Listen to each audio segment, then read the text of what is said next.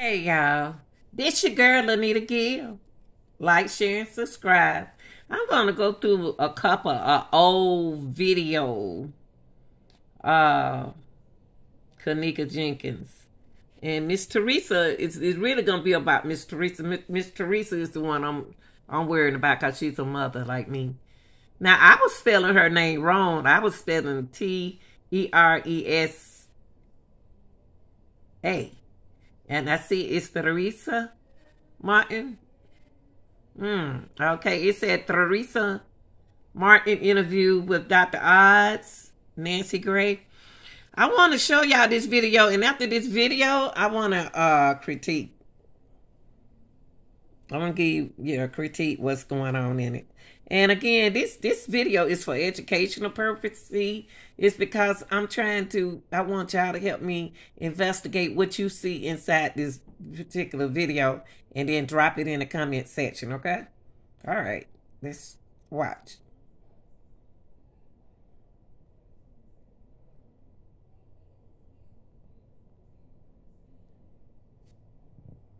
Beautiful. Beautiful young lady.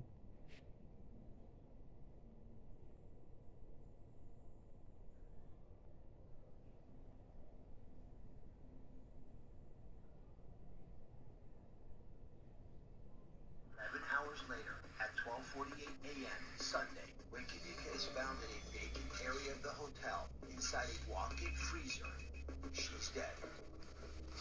Protesters are gathering now for the third day to stand with the victim and her family as they demand answers from police. Questions continue to swirl in the death of 19-year-old Kanika Jenkins.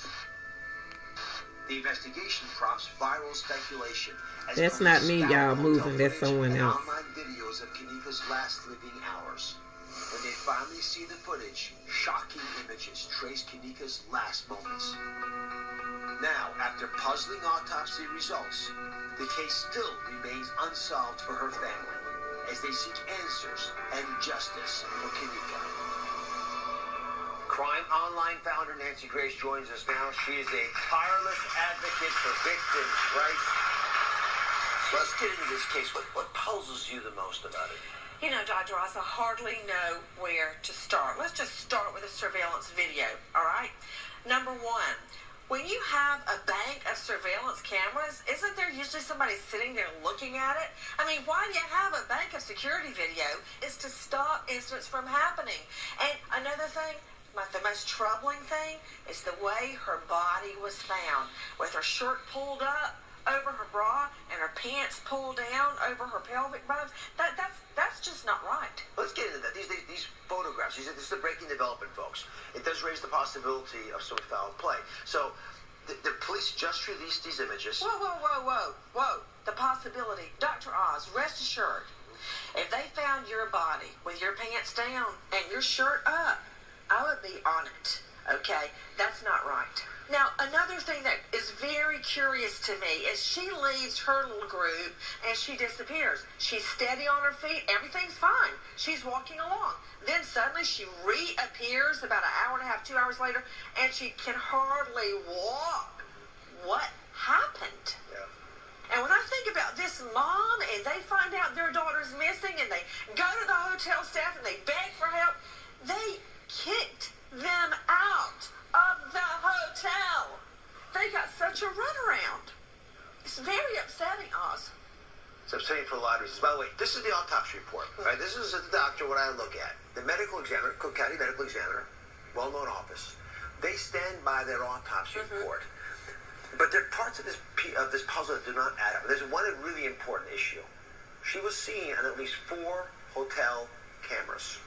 And there was allegedly a camera right above the freezer that she walked in. Ooh, that's a big problem. Now, how could it possibly be? We don't have that footage. It seems like it's the most obvious thing to look at.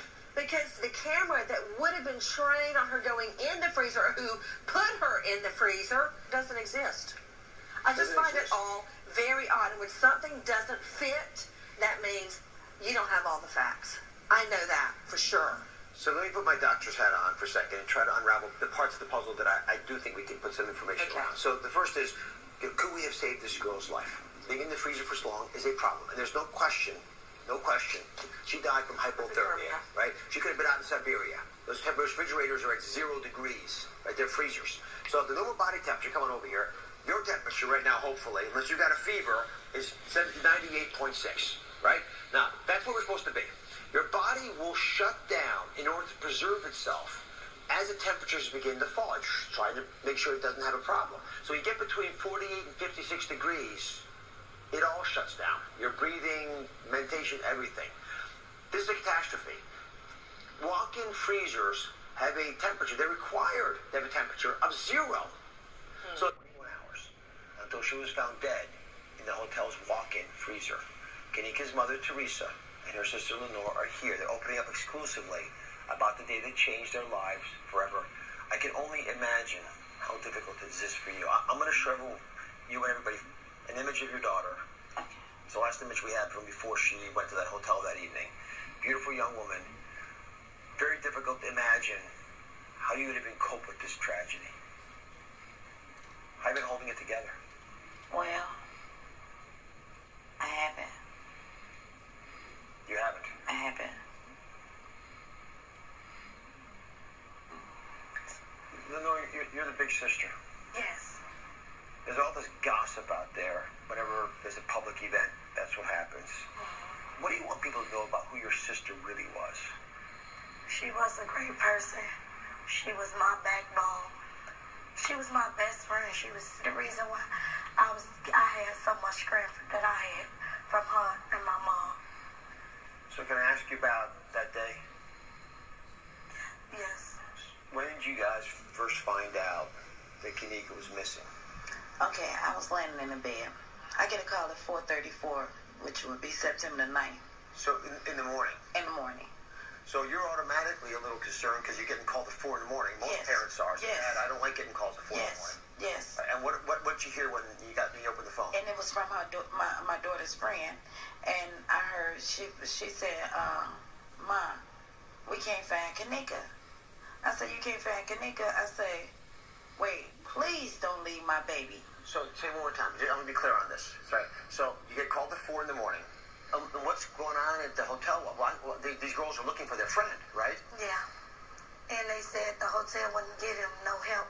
And as they walked around looking for my sister, they said the hotel told them if they don't leave, they would call the police on them. They're trying to find a missing person, and they're being chased off the premises? Yes. Yes. So then what did you do? And I went to the hotel myself. And when I went up to the hotel, I had my daughter's picture in my phone. And I went to the front desk and I asked the manager there. I said, my daughter friends woke me up and told me that my daughter, they lost her in this hotel. I said, kids, someone please look at the security cameras to see if they see my daughter. And she told me no. She stated to me that was police matters. They couldn't even look themselves at the cameras? I asked them, could they look themselves? The hotel itself, Crown Plaza. And she stated to me no. So when the hotel said they wouldn't look at the surveillance footage and you couldn't find your daughter anywhere in the hotel, you do what any mom would do. You call 911. So if it's okay, everybody, I want you all to hear this 911 call. Let's just play a portion. Again, she's only been gone for a couple hours. She could be somewhere with one of her friends, or again, it is only a couple hours since you hadn't seen her, correct? Or since her friends supposedly hadn't seen her? Correct. Let's say about 3 to 4 hours now. Are you looking to file a missing persons report then? I just want to know, is it possible they can look at the cameras and see, because they send the police out here and ask them to look at the cameras and see if they've seen her on their cameras around that time? Even if I did send an officer, it would take a little bit for us to get the camera footage and for us to pass it on to the detectives division. Okay. So what would you suggest? Well, again, the only thing I would suggest, maybe just give her a couple hours. She could have went somewhere with one of her other friends, and who knows what her friends are saying is true, you know what I mean? What do you guys think? Are you kidding me? As a physician, as a doctor, as a dad, it just makes me angry, frustrated.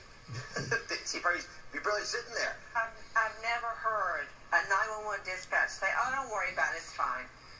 I've never heard of that. I haven't Maybe either. her friends are lying. I've never heard that in my life. Wait a couple couple hours, it's the absolute wrong thing to do. And the time is ticking for her body temperature going down.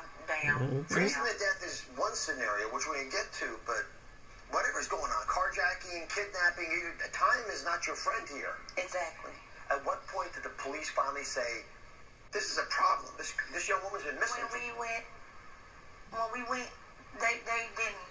They came to arrest us. That's how the police came. Came to arrest you? Yes. To arrest you? Yeah. For what? And this was like 6:30 in the evening.